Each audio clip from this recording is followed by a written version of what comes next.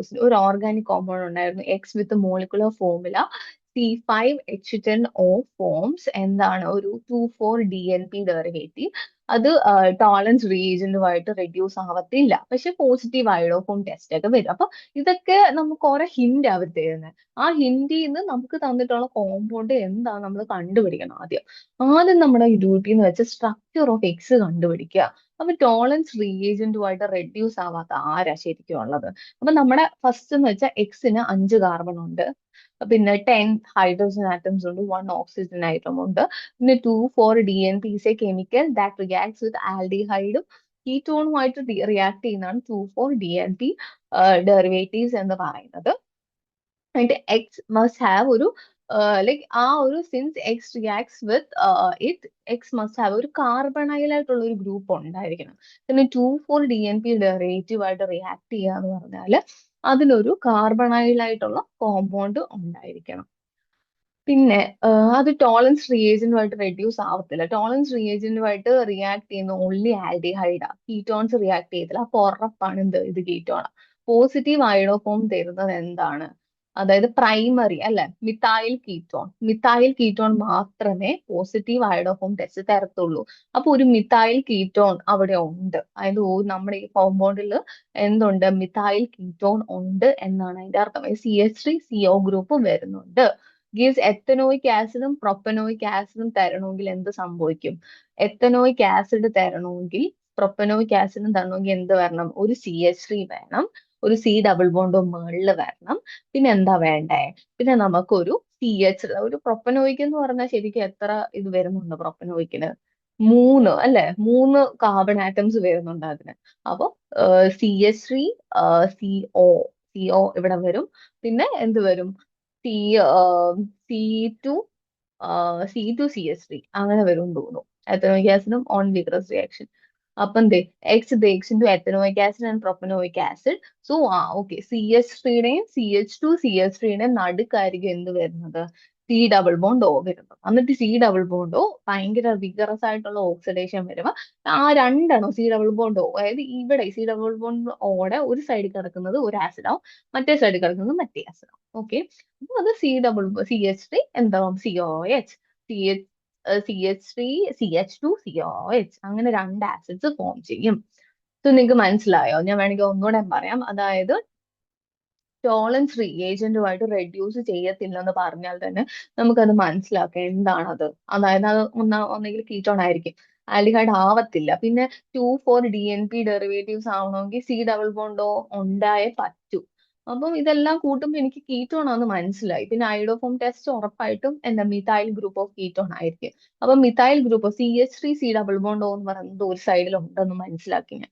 പിന്നെ ഞാൻ എത്തനോയിക് ആസിഡും അപ്പൊ പ്രൊപ്പനോയിക് ആസിഡ് തരണമെങ്കിൽ എനിക്ക് എത്ര, ലൈക്ക് 3 അല്ലെ, 3 വരണമല്ലോ. അപ്പം CH3CH2COH എന്നുള്ളത് വരണം. അപ്പൊ എനിക്ക് മനസ്സിലായി, ഓക്കെ, കീറ്റോൺ എന്ന് പറയുന്നത് ഒരു ഓക്സിഡേഷൻ വരുമ്പോഴത്തേക്കും അതെന്താവും? അത് കാർബോക്സിലിക് ആസിഡ് ആയിട്ട് മാറും എന്ന് എനിക്കറിയാം. അതുകൊണ്ടാണ് ഞാൻ എന്റെ കോമ്പൗണ്ടിനെ ഏത് രീതിയിൽ എഴുതുന്നത്? എന്റെ കോമ്പൗണ്ട് എന്തായിട്ട് മാറി? CH3 C double bond O CH2CH2CH3 എന്ന് ആയി. ഓക്കെ, ഇനി reaction with 2,4-DNP reacts with the C double bond O. The product is 2,4 nitro phenyl hydrazone എന്ന് കിട്ടി. ഓക്കെ, അപ്പൊ 2,4-DNP എന്ന് വെച്ചാൽ 2,4 ആ ഒരു ഡൈ ആയിട്ടുള്ള ഒരു നൈട്രജൻ ഫിനൈലാണ് അവിടെ കിടക്കുന്നത്. ആ സമയത്ത് എന്താ സംഭവിക്കുന്നത്? അവിടെ രണ്ട് നൈട്രജൻ കോമ്പൗണ്ട്സ് ഉണ്ട്. അതാണ് ഈ DNP എന്ന് പറഞ്ഞാൽ. അതാ അതിന്റെ കറക്റ്റ് ഡെഫിനിഷനും കാര്യങ്ങളും ഞാൻ അടുത്ത ക്വസ്റ്റ്യനിൽ കണ്ടോ. 2,4-ഡൈനൈട്രോ ഫിനൈൽ ഹൈഡ്രസൈൻ ആണ്. അപ്പൊ അതില് ഒരു നൈട്രജൻ കോമ്പൗണ്ട്, എല്ലാ നൈട്രജൻ കോമ്പൗണ്ട്സിനും ഡബിൾ ബോണ്ടും അങ്ങനത്തെ കാര്യങ്ങളൊക്കെ കാണും ആ ഒരു ഇതില്. അപ്പൊ നമുക്കിപ്പോ ഒരു ഈ 2,4-ഡൈനൈട്രോ ഫിനൈൽ ഹൈഡ്രസോൺ വരയ്ക്കാൻ പാടാണ്, ഭയങ്കര പാടാണെങ്കിൽ നിങ്ങൾക്ക് അങ്ങനെ തന്നെ എഴുതിയാൽ മതി കേട്ടോ. 2,4-DNP എന്ന് എഴുതുക. അതിന്റെ ഒരു N, അതായത് ആ ഒരു 2 എന്ന് പറയുന്ന സ്ഥലത്ത് നൈട്രജൻ ഉണ്ട്. രണ്ട് ഡൈനൈട്രോ എന്ന് വെച്ചാൽ രണ്ട് നൈട്രജൻ കോമ്പൗണ്ട്സ് ഉണ്ട്. രണ്ട് നൈട്രജൻ കോമ്പൗണ്ട്സ് ഉണ്ടെന്ന് ആ 2,4-ന്റെ അർത്ഥം. അപ്പൊ CH3, അപ്പൊ ഇവിടെ എന്താ സംഭവിക്കുന്നത്? അപ്പൊ ഇത് തമ്മിൽ റിയാക്ട് ചെയ്യുമ്പോഴത്തേക്കും അവർ ഈ ഒരു കാർബൺ, അതായത് നമ്മുടെ കാർബോക്സൈൽ ആയിട്ടുള്ള ഗ്രൂപ്പ് ഉണ്ടല്ലോ C ഡബിൾ ബോണ്ട് O, ആ O എടുത്ത് മാറും. ആ O മാറും. പിന്നെ ആ ഓ മാറുകയും ചെയ്യും. പിന്നെ എന്താ മാറുന്നത്? വെള്ളം ഇവിടെ നിന്ന് വേറെ അവർക്ക് എങ്ങനെ കിട്ടുന്നത്? CH3 വരും, സി വരും, പിന്നെ ഡബിൾ ബോണ്ട് ഈ എന്നുമായിട്ട് കണക്ട് ചെയ്യും. പിന്നെ CH2 CH2 അത് ഓൾറെഡി അവർ ഹീറ്റിംഗ് ആണല്ലോ ചെയ്യുന്നത്. അപ്പൊ അതുകൊണ്ട് അങ്ങനെയാണ് എന്ത് ഇവർക്കത് ഫോം ചെയ്യുന്നത്. അതായത് ഇതിന്ന് ആ ഓ എടുത്ത് മാറ്റും. ആ ഒരു CH3 സി ഡബിൾ ബോണ്ട് ഓ എന്ന് പറയുമ്പോൾ എന്താ, ആ ഡബിൾ ബോണ്ടിനകത്ത് കിടക്കുന്ന ഓ എടുത്ത് മാറ്റിയിട്ട് അത് ഈ 2,4 DNP കണക്ട് ചെയ്യും. എന്നിട്ട് ഈ ബാക്കിയുള്ള സാധനം അതിന്റെ സൈഡിൽ എഴുതും. അതാണ് ഇവിടെ സംഭവിക്കുന്നത്. ഇനി ഐഡോഫോം ടെസ്റ്റ് എന്ന് പറഞ്ഞാൽ അറിയാലോ, അതായത് I2 ആയിട്ട് റിയാക്ട് ചെയ്യുക, I2NaOH അതുമായിട്ട് റിയാക്ട് ചെയ്യുന്നതിനാണ് എന്ത് പറയുന്നത്, ഐഡോഫോം ടെസ്റ്റ് എന്ന് പറയുന്നത്. എന്നിട്ട് ആ ഐഡോഫോം ടെസ്റ്റ് ചെയ്യുമ്പോഴത്തേക്ക് സംഭവിക്കുന്നത് എന്താന്ന് വെച്ചാല്, നമ്മുടെ അതായത് നമുക്ക് CH3 ഇത്രയും വലിയൊരു കോമ്പൗണ്ട് ഉണ്ട്. അതില് നമ്മുടെ വലിയ കോമ്പൗണ്ട്, അതായത് പ്രോഡക്ട്സ് എന്ന് വെച്ചാൽ സോഡിയം ബ്യൂട്ടാനോയേറ്റ് വരും, പിന്നെ അയഡോഫോമും വരും. അതായത് ഈ ഒരു കോമ്പൗണ്ട് ഇത്രയും ആവും. പിന്നെ CH3യും I2 കൂടി കമ്പൈൻ ചെയ്ത് CHI3 എന്ന് കിട്ടും, +3NaI+3H2O എന്ന് പറഞ്ഞു വരും. അപ്പൊ ഈ ഒരു കോമ്പൗണ്ട്, വലിയ കോമ്പൗണ്ടിന്റെ കൂടെ ആയിരിക്കും എപ്പോഴും ആര് പോകുന്നത്, Na എന്ന് പറയുന്ന ഗ്രൂപ്പ് പോകുന്നത് എപ്പോഴും വലിയ NaOH ആയിട്ടല്ല റിയാക്ട് ചെയ്യുന്നത്. അപ്പം ആ വലിയ കോമ്പൗണ്ട് ഇപ്പൊ CH3 CH2 പിന്നെ എന്താ COO Na എന്ന് വരും കേട്ടോ. എന്നിട്ട് ആ ഓയും എണ്ണയും കൂടി ഒരുമിച്ച് പോകും. പിന്നെ ബാക്കി എന്തൊക്കെയാ ഉള്ളത്? ബാക്കി CH3ക്ക് ഒരു H2 അല്ലെ, CH3ക്ക് എന്താ ഉള്ളത്, മറ്റേ സൈഡിൽ കിടക്കുന്ന CH3ക്ക് 3 H ഉണ്ട്.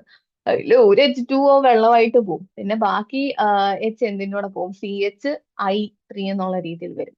പിന്നെ ബാക്കിയായി 3Na അത് ജസ്റ്റ് അങ്ങോട്ടും ഇങ്ങോട്ടും എന്ത് ചെയ്യുക, നമ്മള് കോഷ്യന്റ് ഒക്കെ എല്ലാത്തിന്റെയും കോയിഫിഷ്യന്റ് സെയിം ആണോ, എല്ലാത്തിലും സെയിം ആണോ എന്നുള്ള രീതിയിൽ നോക്കിയാൽ മതി. അപ്പൊ ഇത്രയേ ഉള്ളൂ ഈ ഒരു ക്വസ്റ്റ്യൻ. വൃത്തിക്ക് എല്ലാം പഠിപ്പിച്ചിട്ടുണ്ട്. 2 ക്വസ്റ്റ്യൻസ് ആണ് നമ്മൾ ഇന്ന് ഡിസ്കസ് ചെയ്തത്. ഈ 2 ക്വസ്റ്റ്യൻസും നല്ല ഇമ്പോർട്ടന്റ് ആണ്. സോ അപ്പൊ ഇനി ഞാൻ അടുത്ത ക്വസ്റ്റ്യന് അടുത്ത പാർട്ടായിട്ട് ഇടാം. കുറച്ചുകൂടി ക്വസ്റ്റ്യൻസ് ഉണ്ട്. സോ അപ്പൊ അടുത്ത പാർട്ടായിട്ട് ഇടാം. ഈ ക്വസ്റ്റ്യനിൽ എന്തെങ്കിലും ഡൗട്ട് ഉണ്ടെങ്കിൽ എനിക്ക് ഇവിടെ കമന്റ് നിങ്ങൾ അയച്ചാൽ മതി. അപ്പൊ നിങ്ങൾക്ക് മനസ്സിലാവുന്ന രീതിയിൽ ഞാൻ ഇത് പറഞ്ഞു തന്നു എന്നാണ് എനിക്ക് തോന്നുന്നത്. എന്തെങ്കിലും ഡൗട്ട് ഉണ്ടെങ്കിൽ കമന്റിൽ ഇട്ടാൽ മതി. ഈ ക്വസ്റ്റ്യനും ആൻസേഴ്സും ഒക്കെ നോട്ട് ചെയ്ത് പഠിക്കുക. ഈ കോമ്പൗണ്ട്സ് എങ്കിലും, അതായത് ഈ ഓരോ റിയാക്ഷൻസും വൃത്തിക്ക് പഠിക്കുക. സോ യെസ്, അപ്പൊ നമുക്ക് ഇനി അടുത്ത വീഡിയോയിൽ കാണാം. വരെ ബൈ ബൈ.